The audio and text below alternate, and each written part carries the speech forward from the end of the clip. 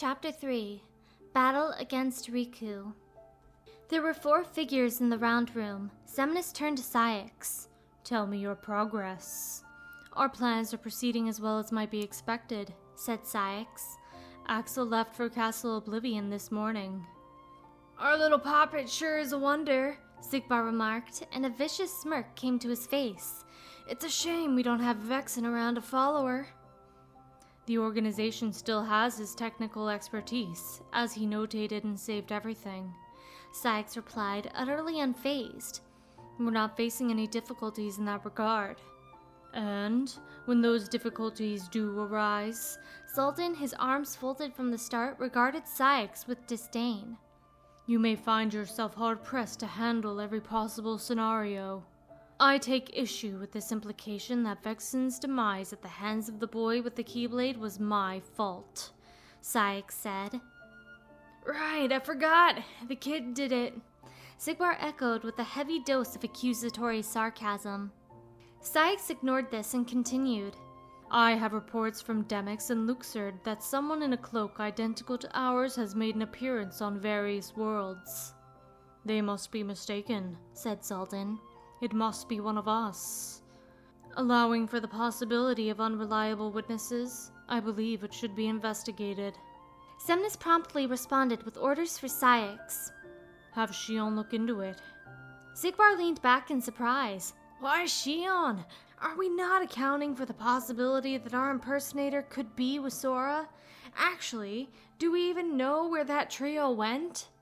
I'm having Luxord take a look in every known world, but they have not yet been found, Cyax said quietly. His expression never changed. Axel will be searching in Castle Oblivion for any clues as well. Oh, so Axel's on the case. Xigbar crossed his legs and leaned his elbows on them. How could an outsider get a hold of one of our cloaks in the first place? Xaldin demanded. They're part of our equipment. We ought to keep track of them. If any went missing, it should have been reported. Cyax let out a deep sigh, the first semblance of a reaction he'd given this entire meeting. We have not confirmed what happened to any spare cloaks in the possession of the members who were stationed at Castle Oblivion. Axel will also be looking into that. Axel this, Axel that. Sounds like you're thick as thieves. Xigbar restlessly jiggled his crossed legs. Makes me wonder what you two are up to. I might wonder the same about you, Cyax retorted, and the tension was so thick it was hard to breathe. But we have one objective, said Xemnas. Be sure to keep that in mind. Cyax looked up at him. Don't let Xion out of your sight. Watch her, and you will come to understand the Keyblade Master. Having issued the day's final order, Xemnas vanished on the spot. She'd been dreaming again about a sparkling ocean vista, and the sound of the waves, in and out, in and out. Destiny Islands? But you could see the ocean from Twilight Town too. Xion climbed out of bed and got herself ready, then left her room. She was running just a little bit behind. When she got to the gray area, she found Cyax and Xigbar. Good morning, she addressed Cyax. Is my mission? He cut her off. We have reports of an outsider in an organization cloak.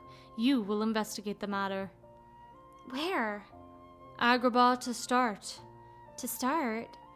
These reports come from various worlds, Cyax went on impassively. We still don't know whether they are about one single person or multiple, or which worlds they might appear in. If I find them, should I eliminate them? She asked. No. First, discover how many there are. Capture them if possible. Don't eliminate them. Okay, Xion nodded. Xigbar, listening in with his arms folded, finally had to make a remark. You've been working so well, Poppet. Thanks, she mumbled. What are you thanking me for? Well, you gave me a compliment. Or did you? Ha! I guess it was a compliment, wasn't it? Xigbar held a fist to his mouth, not quite covering a laugh. What did I say that was funny? Xion looked uneasily up at him.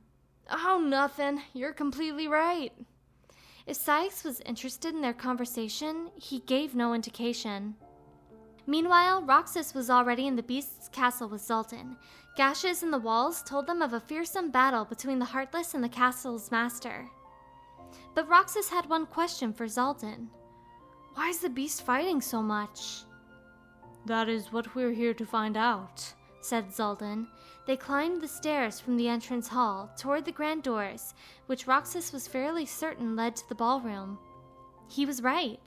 Xaldin pushed the doors open and strode in undaunted to look around. What a lovely ballroom. No place for a beast. But it seems he knows that perfectly well himself. Why do you say that? Asked Roxas. There are Heartless here as well, but I see no damage to indicate a struggle. The only conclusion is that he is avoiding this part of the castle, although it too is stained dark with despair, like the beast's own heart. Xaldin remarked with a faint smile. What's that supposed to mean? Roxas pondered the question as they left the ballroom and climbed more stairs. Wait, something is there. Xaldin's sudden order to halt startled Roxas, but then that was what he got for losing himself in thought. There, at the end of the hall atop the stairs, they saw a small clock pacing to and fro. Did it speak too, like the candelabra he'd seen before? Another day of the master sulking about, chasing down those creatures. And at this rate, another day without seeing Belle at all. The clock moaned fretfully. Oh, this can't go on much longer. We're running out of time. Running out of time for what? Roxas murmured, too curious to keep silent. This is one of the castle's residents, replied Xaldin.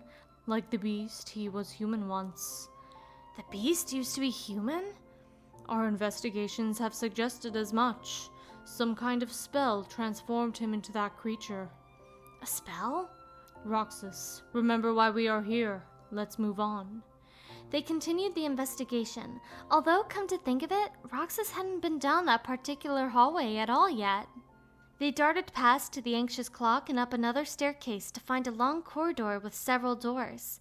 One of them was slightly ajar. I can sense someone in there. Take a look, said Xaldin. Roxas nodded and peeked through the tiny gap. Someone was indeed inside. A woman. The first human he'd seen in this castle. I wonder if he's after those awful creatures again.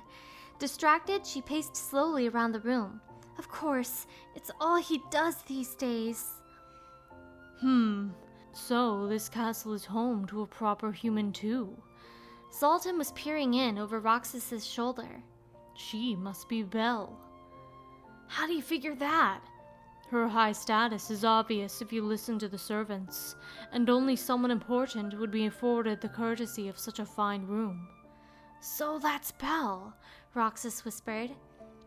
She was a stunning beauty. Most of this gloomy castle smelled of dust and mildew, but Belle's room had a sweet fragrance to it. Enough, Roxas. Xaldin walked briskly away. We'll try the beast's chambers. After a moment, Roxas hurried to catch up. Xion didn't know how long she'd been walking around Agrabah. They're not here.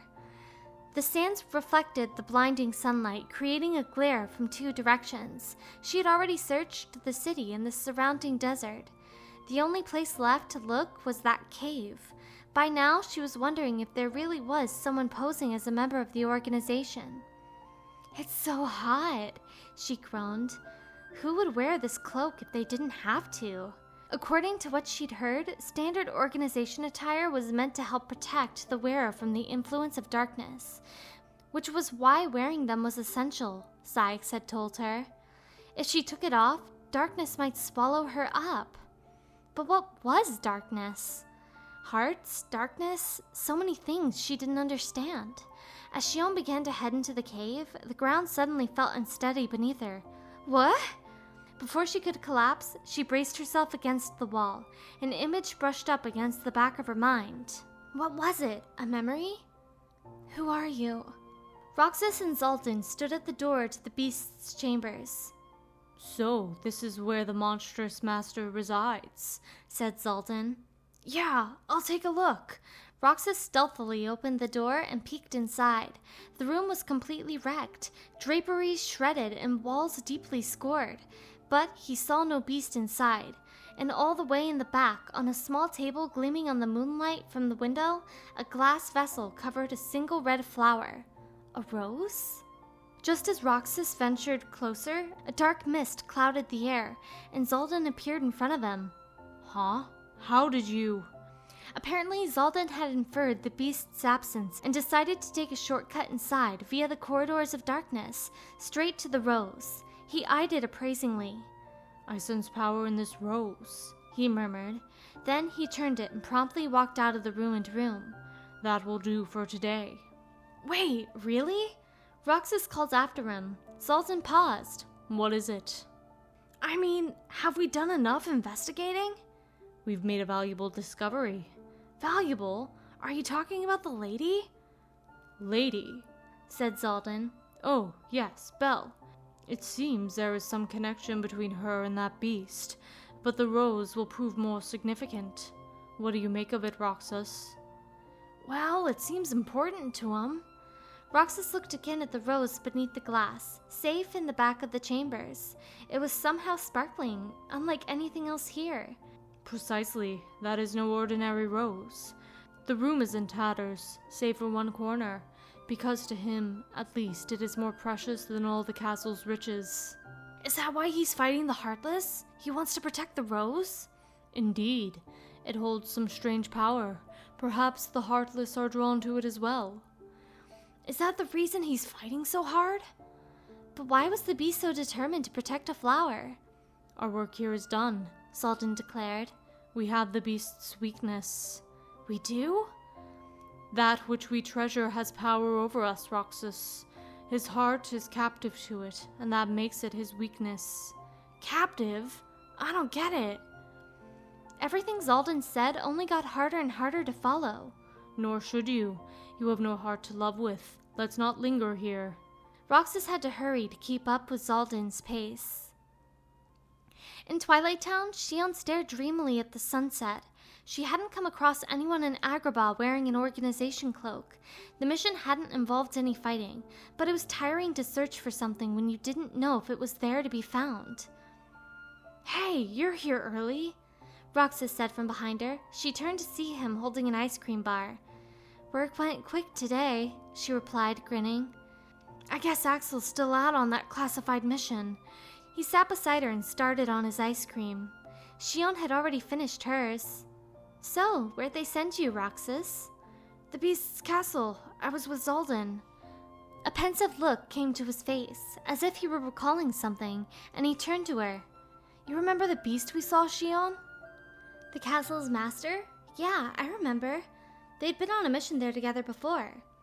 Well, you were right, Roxas went on. We figured out what he cares so much about, but Xaldin says that's a weakness. Why would caring about something be a weakness? Xion asked, baffled. Roxas lowered his head. I don't know. I didn't get it either. I'm not the only one surrounded by things I can't understand, Xion thought. Axel would explain it, though. I hope Axel comes back soon, said Roxas. She nodded. They would have so many things to ask him. Axel made his way through Castle Oblivion. Not much time had passed since he'd been here last, but it didn't feel the same at all. Everything inside was still made of that cold white stone. The layout, however, had changed. Different hallways led to different rooms. He knew the rooms were shifted based on the memories of whoever walked in. So, whose memories were controlling it now? Ugh, this better be over soon. Axel rolled his eyes. He was talking to himself more and more, an unfortunate side effect of spending all his time with dusks for days on end. The castle was now managed only by the organization's underlings. The lesser nobodies that served them were unfailingly obedient, but that was the only thing they ever did. The greatest difference between them and organization members was not appearance, but the capacity for independent thought. Where did that capacity come from then? Did it have anything to do with the heart? I'm gonna go nuts in here.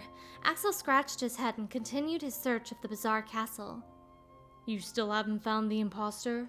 I'm sorry. Xion hung her head under the weight of Cyax's disapproval. They were the only ones in the lobby. Over the last few days, he had sent her to world after world in search of the outsider in the organization cloak, to no avail. And on top of that, you're late, Cyax scolded. I haven't been sleeping well. That part wasn't new, but she never felt like she was really asleep at night. She just kept dreaming, and it was probably why she found herself spacing out in the middle of the day, or even feeling faint sometimes. "You'd better. It's part of your work," said Ceyx. "You know you need proper rest to carry out missions." Sorry, I'll find the imposter today. Since 2 days ago, she'd been covering double ground, searching 2 worlds in one day, but she still hadn't found any clues. Meanwhile, Ceyx had no sympathy for her. "You are to discover the identity of the outsider," he told her. "Those are direct orders from Lord Xemnas. Failure is the same of insubordination. You understand that, don't you?" What? Xion had no idea that Xemnas had chosen her for this mission.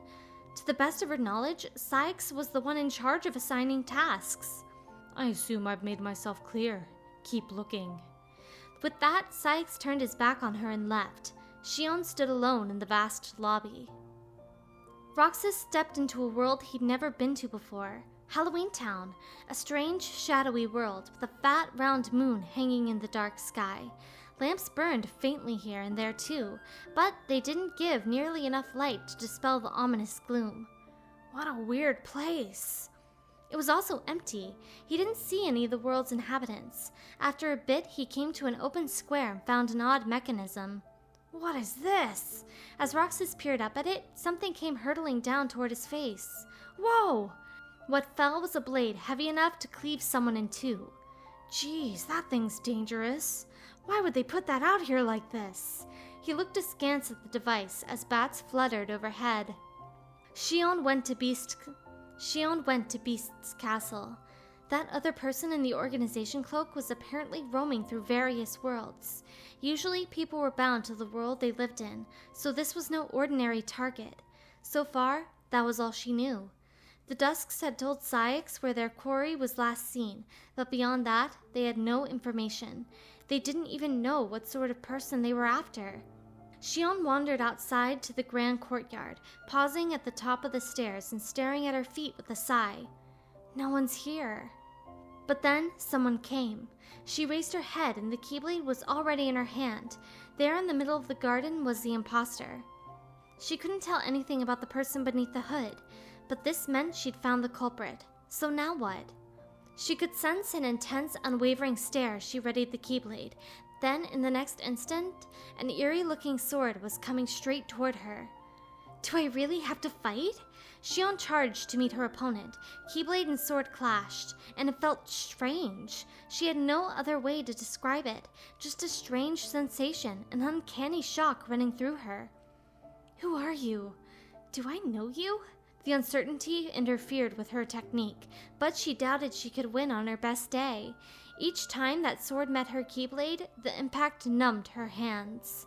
And soon the keyblade was knocked from her grasp, and she was on the ground. The blow to her chest hurt terribly. She couldn't breathe or even roll off her face on the dirt.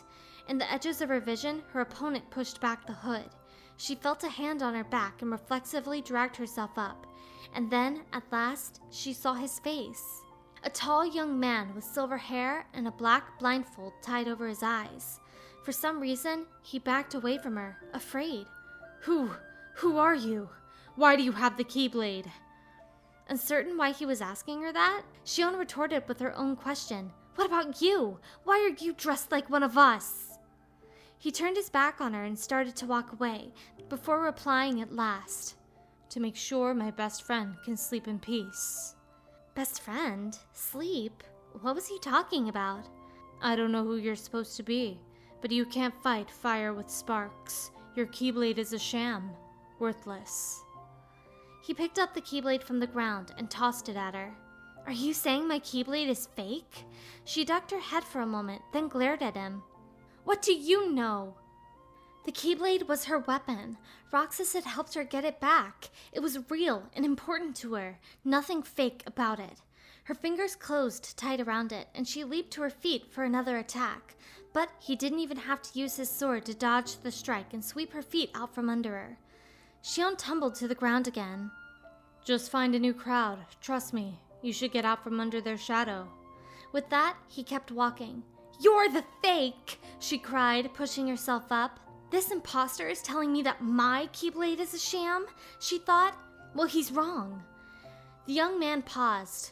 Fair enough. Maybe I'm the biggest nobody of them all. And folding himself into darkness, he disappeared. Xion slammed her fist against the ground and screamed. Roxas was absently watching the sunset, having ice cream as usual. Xion wasn't here yet, and he felt like he hadn't been seeing her in the lobby lately either. Hey, Roxas! That was a voice he hadn't heard in a while. He whirled around. Axel, you're back? Yep, as of just now. Axel sat down beside him. It sounded like you'd be gone longer, said Roxas. Anyone else would have been. I'm too good at my job. So, how are you holding up? Where's Xion? She's not here yet. Roxas bit into his ice cream. I think she'll show up soon, though. Even as he reassured Axel, Roxas was uneasy in a way he'd never felt before. Well, not a huge surprise. You two have probably been making a mess of things since I left. Have not! Roxas protested, and Axel laughed. That nervousness was just him being silly, wasn't it? It's getting late. This isn't like her, Roxas mumbled. Xion never came. She couldn't get herself in the mood for ice cream. Xion sat on her bed, hugging her knees. The wound hurt. She checked on it a little while ago. Under the protective cloak was a huge bruise, but she would be in trouble if they knew the imposter had beaten her so soundly, so she didn't report it. There had to be a reason why that silver-haired guy was wearing an organization cloak, and he had some kind of power, something that gave her that weird feeling when she fought him, like a Saïx aura. Who was he? Even if I get to face him again, I probably won't be much of a threat as I am now, but I have to. I have to fight him. I have to. Xion repeated the words to herself. I have to defeat him. Since Xion never did go up to the clock tower the day before, she had missed Axel's return. Hoping to get to the lobby early and tell her that Axel was back, Roxas hurried down the corridor. He could get to work once he talked to Xion. Just one more chance, please! The voice that suddenly rang out through the hallway was hers. Oh, good, Roxas thought. I'll get to see her today. He turned the corner to see Xion and Saïx there. He was about to run headlong toward them, but the frigid tension in the air stopped him short. We can't afford to spend any more chances on you, Saïx was telling her. You were a mistake we never should have made. A failure. Failure? What was that about? With one parting glance at Xion's miserable, downcast face, Saïx turned and left. Xion? Roxas said tentatively. She looked up at him and ran. Xion! He murmured her name again in the empty hall. Roxas was on another mission at the Beast's castle with Xaldin. The only difference was their objective, subjugation rather than investigation. Xaldin took down Heartless after Heartless with his long lances, but even as Roxas chased after him doing cleanup, the instant with Xion from that morning weighed on his mind. What happened? Like swatting flies, Xaldin grumbled. Come along, Roxas. Our mission is complete. Right. Despite its size, the giant Heartless they'd faced today was not very strong. Roxas was glad to be finished. He wanted to get to the clock tower as soon as he could, in case Xion showed up. Just as they were about to leave, a terrible roar echoed through the castle. Now what? Roxas jumped, automatically looking around. That was our beastly host, I imagine, said Xaldin. We should find out what's happened. Roxas nodded. The beast's chambers were not far from here. On the way, he noticed even more damage than before. Another roar split the air, louder and closer. No, the rose! That was the beast, shouting with words now. Xaldin and Roxas peeked inside the doors to see him holding his head in desperation. The rose, the last petal will fall, and I'll never, unless, no, I don't even want to think about it. This is fascinating, said Xaldin. His monstrous form is somehow tied to the rose. You mean his curse? Roxas asked, keeping his voice low. Yes, it seems that unless he completes some task before the rose withers, he'll remain a beast forever. Xaldin smirked at his own cleverness. A beastly curse and a rose. Heh, this will prove useful. How? Trying to explain it to you would be a waste of time. Let's go, Roxas. No more dallying. With that non-answer, Xaldin left the chambers. Roxas dallied anyway, peering through the doors again. The rose, the thing he treasures, is his weakness? Nope, I don't get it. I wonder if Axel will know what it all means. This stupid mission doesn't even matter, Xion thought, swinging the keyblade at the Heartless in front of her face. It only took a single blow to eliminate the bug-like Heartless she had been assigned for today. But for each one she struck down, another appeared, grating on her nerves.